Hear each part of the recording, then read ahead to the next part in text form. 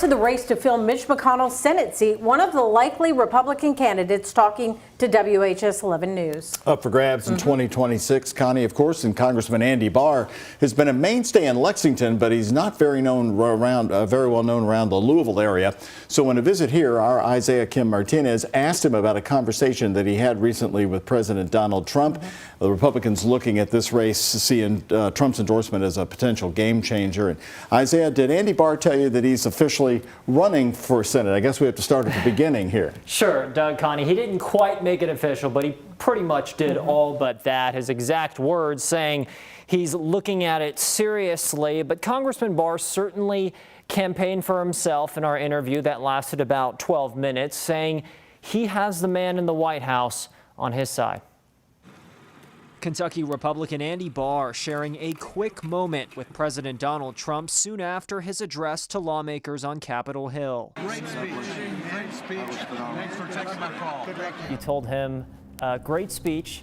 Thanks for taking my call. What did y'all talk about? Well, my calls with the president are about the agenda, about the America First agenda. And the president himself came in and campaigned for me in 2018. I've been with the president from the very beginning, and we go way back. And, you know, that's one of the things that we talk about. The president knows that I've been with him. With Mitch McConnell's seat up for grabs, it's the all-out blitz from likely candidates to get Trump's approval and potentially his endorsement. But the Trump endorsement in today's Republican Party, given his popularity, is really important. Republican and former Kentucky Secretary of State Trey Grayson emphasizing how that would be a game changer. In this race, I can't imagine he wouldn't want to put his finger on the scales, wouldn't want somebody to owe some debt, you know, for that endorsement. Barr, the congressman from Lexington, sitting down for an interview with me in his recent trip to Louisville, saying he's looking seriously at a Senate run. I'm getting a lot of encouragement from MAGA Republicans around this state, from my constituents who know my record, who know that I would be the best senator among the field. Punches are already being thrown. What I'll say about Andy Barr is he's never met a spending bill he didn't like. Former Kentucky Attorney General Daniel Cameron, the only Republican to officially announce so far. Lexington businessman Nate Morris appearing close to putting his hat in the ring. The candidates that are looking at this race, Andy Barr and Daniel Cameron, have refused to call out Mitch McConnell for the sabotage of President Trump's agenda. We cannot have a Mitch McConnell puppet filling his seat.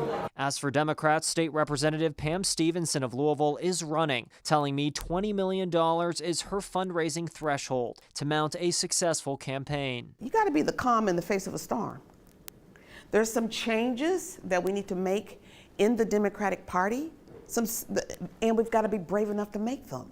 When they say they're eating cats and dogs in Ohio, why do we justify and spend our energy on that? And it distracts us from working a strategy that will get people what they need.